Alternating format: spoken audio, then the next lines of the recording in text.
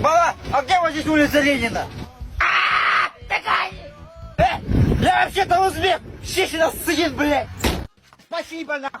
Новый в коробке, не как у тебя бушный. Давай, показывай!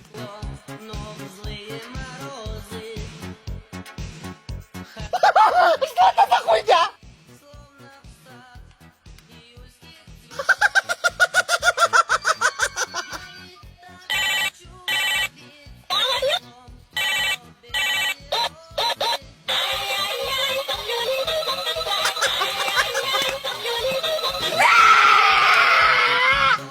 Как же круто, Вадик, что у тебя папа Человек-паук. Вадим, домой. Вы что, совсем охренели? Мама, мы тут играем. Находишь шарик, пьешь сок. Не находишь, пьешь водку. Папа, здесь Сережа уже 19 раз подряд не угадывает. Тут. Да ну нахуй! Пьешь, ебать ты шулер, наливай водку.